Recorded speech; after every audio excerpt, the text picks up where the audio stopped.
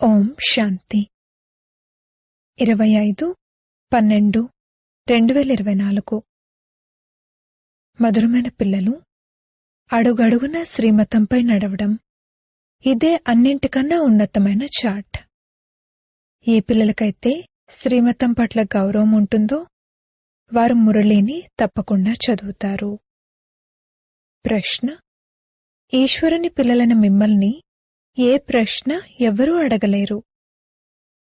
జవాబు: మీరు సంతోషంగా ఉన్నారా అని పిల్లలైన మిమ్మల్ని ఎవ్వరూ అడగలేరు. ఎందుకంటే మేము సదా సంతుష్టంగా ఉన్నాము అని మీరంటారు. పరబ్రహ్మంలో ఉండే ఆ తండ్రిని పొందాలి అన్న చింత ఉండేది, వారు లభించేశారు.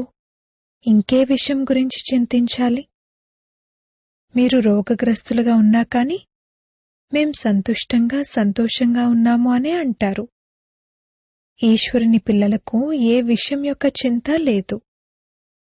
వీరిపై మాయ దాడి జరిగింది అని తండ్రి గమనించినప్పుడు పిల్లలు సంతోషంగా ఉన్నారా అని అడుగుతారు.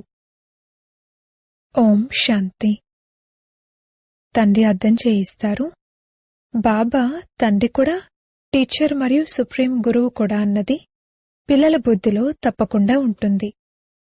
ఈ స్మృతిలో తప్పకుండా ఉంటారు. ఈ స్మృతిని ఎప్పుడూ ఎవ్వరూ నేర్పించలేరు. కల్పకల్పము తండ్రే వచ్చి నేర్పిస్తారు. వారు జ్ఞానసాగరుడు, పతిత పావనుడు. జ్ఞానం యొక్క 3వ నేత్రమైన దివ్యబుద్ధి లభించినప్పుడు ఇది అర్థం చేయించడం జరుగుతుంది. పిల్లలు అర్థం చేసుకుంటూ ఉండొచ్చు కాని తండ్రినే మర్చిపోతూ ఉంటే మరి ఇక టీచర్ గురువు ఎలా గుర్తుకొస్తారు? మాయ చాలా ప్రబలమైనది. అది తండ్రి యొక్క 3 రూపాలను మరిపింపచేస్తుంది. మేమోడిపోయాము అంటారు. మామూలుగానైతే అడుగడుగులోనూ పదమాలుంటాయి. కాని ఓడిపోతే పదమాలెలా లభిస్తాయి? దేవతలకే పద్మమును గుర్తుగా చూపిస్తారు. ఇది ఈశ్వరుని చదువు. మనుషుల చదువు ఎప్పుడూ ఇలా ఉండదు. దేవతలకు మహిమ చేయడం జరుగుతుంది కాని ఉన్నతోన్నతమైన వారు ఒక్క తండ్రే. ప్రపంచంలోని వారి గొప్పతనమేముంది? ఈరోజు గాడిద చాకరీ, రేపు రాజ్యము. ఇప్పుడు మీరు పురుషార్థం చేసి ఇలా అవుతున్నారు. ఈ పురుషార్థంలో ఎంతో మంది ఫెయిల్ అవుతారని మీకు తెలుసు. జ్ఞానమైతే చాలా సహజము, అయినా చాలా కొద్దిమందే పాస్ అవుతారు. ఎందుకు? మాయ గడియ మరిపింపజేస్తుంది. మీ చార్ట్ రాయండి అని తండ్రి అంటారు కానీ రాయలేకపోతారు. ఎంతవరకు కూర్చుని రాస్తారు? ఒకవేళ రాసినా కాని కాసేపు పైకి కాసేపు కిందకి అవుతుంది. ఎవరైతే అడుగడుగునా శ్రీమతమనుసారంగా నడుచుకుంటారో వారిదే అన్నింటికంటే ఉన్నతమైన చార్ట్. పాపం వీరికి సిగ్గుగా అనిపిస్తుందేమో అని తండ్రి అర్థం చేసుకుంటారు. లేకపోతే శ్రీమతాన్ని అమల్లోకి తీసుకురావాలి. ఏదో 1-2% మంది కష్టం మీద రాస్తారు. శ్రీమతంపై అంతటి గౌరవం లేదు. మురళి లభిస్తుంది, అయినా కూడా చదవరు. వారికి మనసులో తప్పకుండా అనిపిస్తూ ఉండొచ్చు, బాబా చెప్తుంది నిజమే, మేం మురళి చదవకపోతే ఇక ఇతరులకేం నేర్పిస్తాము అని. తండ్రి అయితే అంటారు, నన్ను స్మృతి చేసినట్లయితే స్వర్గాధిపతులుగా అవుతారు. వీరిలో తండ్రి కూడా ఉన్నారు, మరియు చదివించేవారు కూడా ఉన్నారు, అలాగే సద్గతి దాత కూడా ఉన్నారు. కొన్ని పదాలలో మొత్తం జ్ఞానమంతా వచ్చేస్తుంది. దీనిని రివైజ్ చేయడం కోసం మీరిక్కడికొస్తారు. తండ్రి కూడా ఇదే అర్థం చేయిస్తారు. ఎందుకంటే మేం మర్చిపోతాము అని మీరు స్వయము అంటారు. అందుకే రివైజ్ చేయడం కోసం మీరిక్కడికొస్తారు. ఎవరైనా రివైజ్ చేసుకున్నా కానీ రివైజ్ అవ్వదు. భాగ్యంలో లేకపోతే పురుషార్థం కూడా ఏం చేస్తారు? పురుషార్థం చేయించేవారైతే ఒక్క తండ్రే. ఇక్కడ ఎవరికీ విశేషమైన పాలన కూడా జరగదు.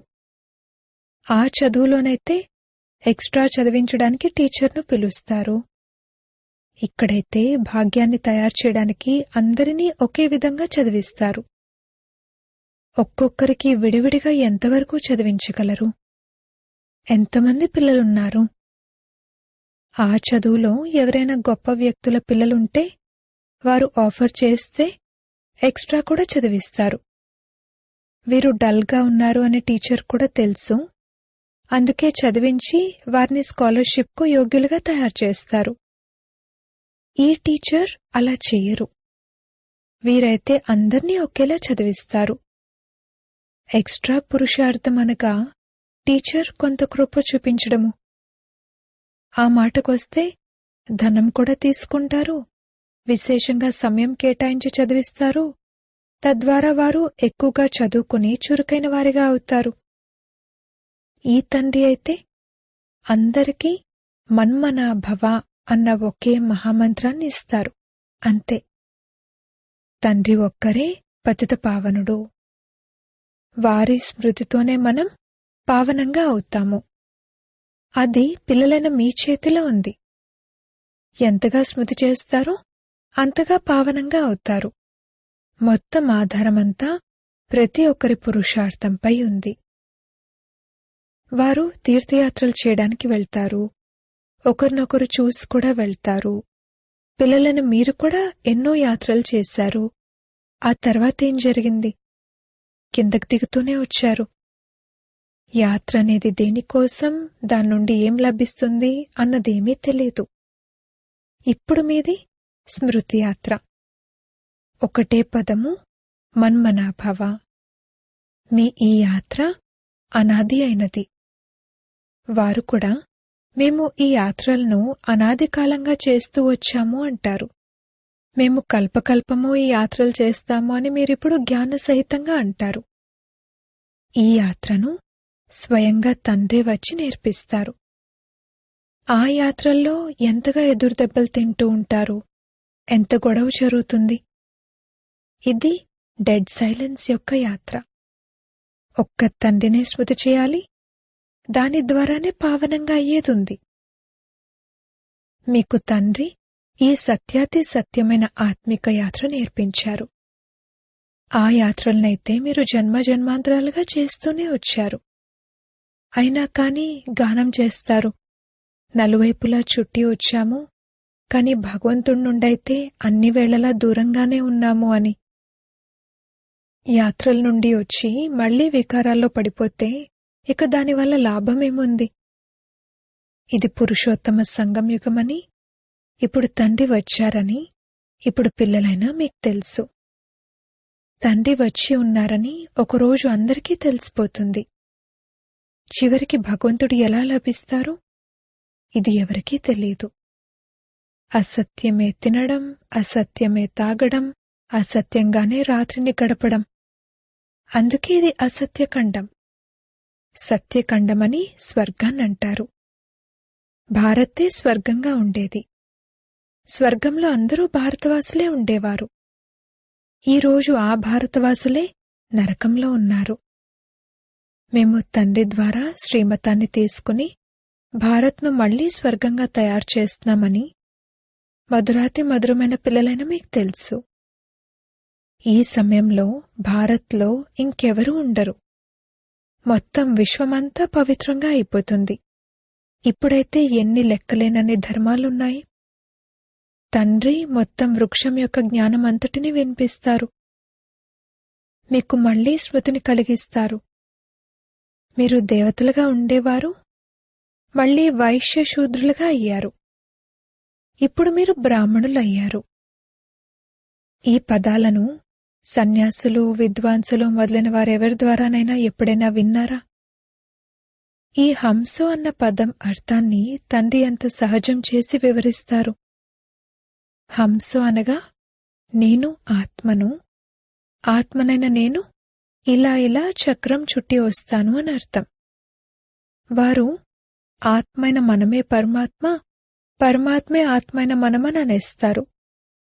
హంసో పదం యొక్క అర్థం తెలిసినవారు ఒక్కరు కూడా లేరు. తండ్రి అంటారు, ఈ హంసు అన్న మంత్రం ఏదైతే ఉందో అది సదా బుద్ధిలో గుర్తుండాలి. లేకపోతే చక్రవర్తి రాజులుగా ఎలా అవుతారు? వారైతే 84 జన్మల అర్థాన్ని కూడా అర్థం చేసుకోరు. భారత్ యొక్క ఉన్నతి మరియు పతనము అనే అంటూ ఉంటారు. సతో ప్రధానం, సతో, రజో, తమో. సూర్యవంశీలు, చంద్రవంశీలు. ఇప్పుడు పిల్లలను మీకు అంతా తెలిసిపోయింది. బీజరూపుడైన ఒక్క తండ్రినే జ్ఞానసాగరుడంటారు.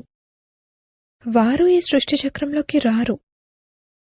ఆత్మైన మనమే పరమాత్మగా అయిపోతామని కాదు, అలా కాదు. తండ్రి తమ సమానంగా నాలెడ్జ్ఫుల్ గా తయారు చేస్తారు, తమ సమానంగా భగవంతుడిలా చెయ్యరు. ఈ విషయాలను బాగా అర్థం చేసుకోవాలి. అప్పుడే బుద్ధిలో చక్రం తిరగగలదు. మేము ఏ విధంగా 84 జన్మల చక్రంలోకి వస్తాము అన్నది మీరు బుద్ధి ద్వారా అర్థం చేసుకోగలరు. ఇందులో సమయం, వర్ణాలు, వంశావళులు అన్నీ వచ్చేస్తాయి. ఈ జ్ఞానం ద్వారానే ఉన్నతోన్నతంగా అవుతారు. జ్ఞానం ఉంటే ఇతరులకు కూడా ఇస్తారు. ఆ స్కూళ్లలో పరీక్షలు జరిగినప్పుడు పేపర్లు మొదలైనవి రాయిస్తారు. పేపర్లు విదేశాల నుండి వస్తాయి. ఎవరైతే విదేశాల్లో చదువుకుంటూ ఉంటారో వారిని కూడా ఎవరైనా పెద్ద ఎడ్యుకేషన్ మినిస్టర్ పరిశీలిస్తూ ఉండొచ్చు. ఇక్కడ మీ పేపర్లను ఎవరు పరిశీలిస్తారు? మీరు స్వయమే పరిశీలిస్తారు. మీరు స్వయం ఎలా అవ్వాలనుకుంటే అలా అవ్వండి. చదువుకుని తండ్రి నుండి ఏ పదవి కావాలనుకుంటే అది తీసుకోండి. ఎంతగా తండ్రిని స్మృతి చేస్తారో, ఇతరులకు సేవ చేస్తారో అంతగానే ఫలం లభిస్తుంది. రాజధాని స్థాపన అవుతుందంటే ప్రజలు కూడా కావాలి కదా అని వారికి సేవ యొక్క చింత ఉంటుంది. అక్కడ మంత్రులు మొదలైన వారి అవసరం ఉండదు. ఇక్కడెప్పుడైతే తెలివి తగ్గుతుందో అప్పుడు మంత్రుల అవసరం ఏర్పడుతుంది. బాబా, ధనం ఉంది, ఏం చేయాలి, వ్యాపారం ఎలా చేయాలి అని ఇక్కడ తండ్రి వద్దకు కూడా సలహా తీసుకునేందుకు వస్తారు. తండ్రి అంటారు, ఈ ప్రపంచపు వ్యాపారాలు మొదలైన వాటి విషయాలను ఇక్కడికి తీసుకురాకండి. అయితే ఎవరైనా బాగా నిరుత్సాహపడితే వారికి ఎంతో కొంత ధైర్యాన్ని ఇచ్చేందుకు చెప్తారు. కాని ఇది నా పనేమీ కాదు. నా పని మిమ్మల్ని పతితుల నుండి పావనులుగా తయారు చేసి విశ్వాధిపతులుగా తయారు చేయడం. మీరు తండ్రి నుండి శ్రీమతాన్ని సదా తీసుకుంటూ ఉండాలి. ఇప్పుడైతే అందరిది ఆసురీమతమే. అక్కడ అది సుఖధామం. మీరు సంతోషంగా ఉన్నారా, ఆరోగ్యం బాగుందా అని అక్కడెప్పుడూ ఎవరూ అడగరు. ఇలాంటి విషయాలను ఇక్కడే అడుగుతారు. అక్కడ అసలు ఈ మాటలే ఉండవు. దుఃఖధామపు మాటలేవీ ఉండవు. కాని తండ్రికి తెలుసు, పిల్లల్లో మాయ ప్రవేశం జరిగిన కారణంగా తండ్రి అడగచ్చు, మీరు సరిగ్గా ఉన్నారా, సంతోషంగా ఉన్నారా? మనుషులు ఇక్కడి మాటలను అర్థం చేసుకోలేరు. ఎవరైనా మనుషులు మిమ్మల్ని అడిగితే మీరు వారికి చెప్పొచ్చు, మేము ఈశ్వరుని పిల్లలము, మా క్షేమ సమాచారాలు ఏమడుగుతారు? పరబ్రహ్మంలో ఉండే తండ్రిని పొందాలి అన్న చింత ఉండేది, ఇప్పుడు వారు లభించేశారు, ఇప్పుడింకే చింత? ఇది సదా గుర్తుండాలి. మనము ఎవరి సంతానం, ఈ జ్ఞానం కూడా బుద్ధిలో ఉంది. ఎప్పుడైతే మనం పావనంగా అయిపోతామో అప్పుడు యుద్ధం ప్రారంభమవుతుంది. మిమ్మల్ని తప్పకుండా అడుగుతారు. మీరంటారు, మేమైతే సదా సంతుష్టంగా ఉంటాము. రోగగ్రస్తులుగా ఉన్నా కూడా సంతుష్టంగానే ఉంటారు. బాబా స్మృతిలో ఉన్నట్లయితే మీరు స్వర్గంలో కంటే ఇక్కడే ఎక్కువ సంతుష్టంగా ఉంటారు. స్వర్గరాజ్యాధికారాన్నిచ్చే తండ్రి మీకు లభించారు. వారు మనల్ని ఎంత యోగ్యులుగా తయారు చేస్తారు. మరిక మనకు చింతేముంది? ఈశ్వరుని పిల్లలకు ఏ విషయంలో చింత? అక్కడ దేవతలకు కూడా ఏ చింత ఉండదు. దేవతల పైన ఈశ్వరుడుంటారు. మరి ఈశ్వరుని పిల్లలకి ఏం చింత ఉండగలదు? బాబా మనల్ని చదివిస్తున్నారు. బాబా మన టీచర్, సద్గురువు. బాబా మన శిరస్సుపై కిరీటాన్ని పెడతారు. వారిని ఇంగ్లీష్లో క్రౌన్ ప్రిన్స్ అంటారు. తండ్రి కిరీటాన్ని కొడుకు ధరిస్తాడు. సత్యుగంలో అంతా సుఖమే సుఖం ఉంటుందని మీరు అర్థం చేసుకోగలరు. ఎప్పుడైతే అక్కడకు వెళ్తారో అప్పుడే ప్రాక్టికల్గా ఆ సుఖాన్ని పొందుతారు. సత్యుగంలో ఏమవుతుంది, ఈ శరీరాన్ని వదిలి మనం ఎక్కడికి వెళ్తాము అనేది మీకే తెలుస్తుంది. ఇప్పుడు మిమ్మల్ని ప్రాక్టికల్గా తండ్రి చదివిస్తున్నారు. మనం నిజంగానే స్వర్గంలోకి వెళ్తామని మీకు తెలుసు.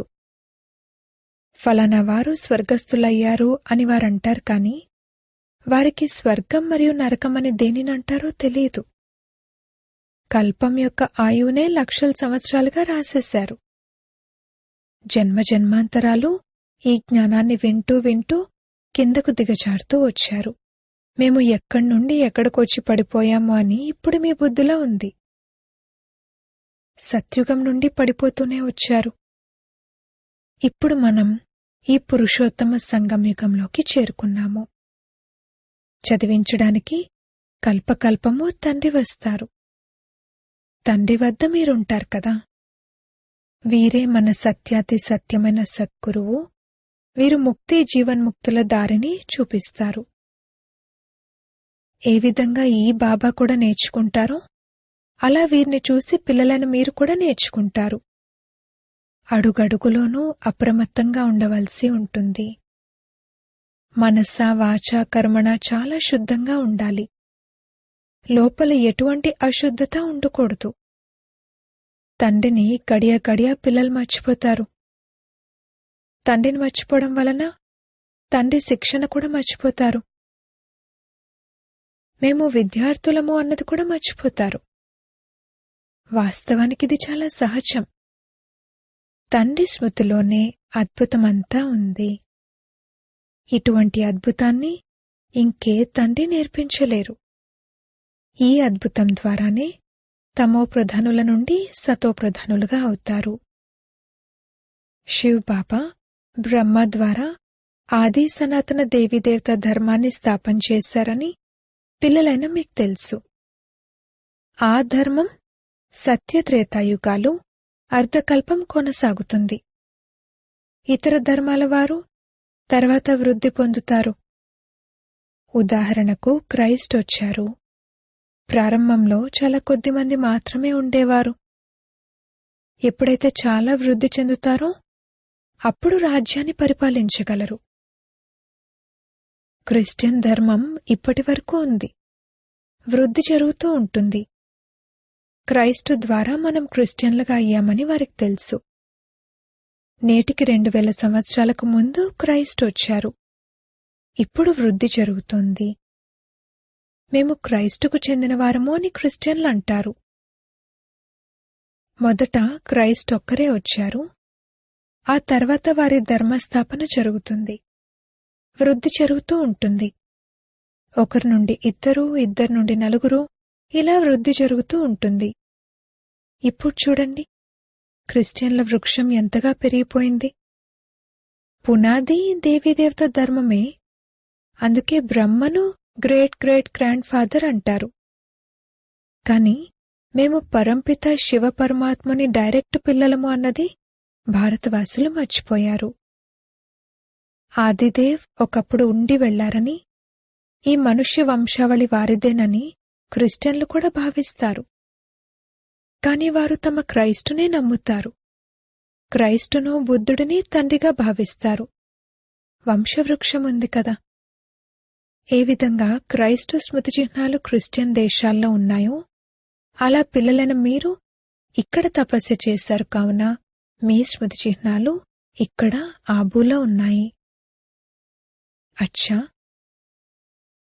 మధురాతి మధురమైన సిక్కిలదే పిల్లలకు మాతా పితా బాప్దాదాల ప్రియ స్మృతులు మరియు గుడ్ మార్నింగ్. ఆత్మిక పిల్లలకు ఆత్మిక తండ్రి నమస్తే. ధారణ కొరకు ముఖ్య సారము. మొదటి పాయింట్, డెడ్ సైలెన్స్తో కూడిన సత్యాతి సత్యమైన ఆత్మిక యాత్రను చేయాలి. హంసో మంత్రాన్ని సదా గుర్తుంచుకోవాలి.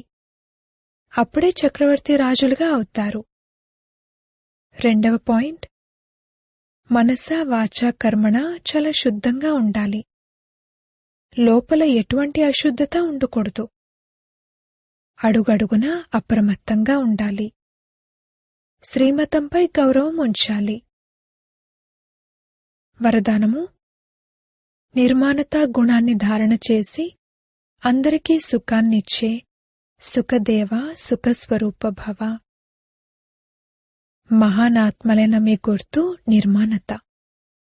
ఎంతగా నిర్మాణ చిత్తులుగా అవుతారో అంతగా సర్వుల ద్వారా గౌరవం ప్రాప్తిస్తుంది.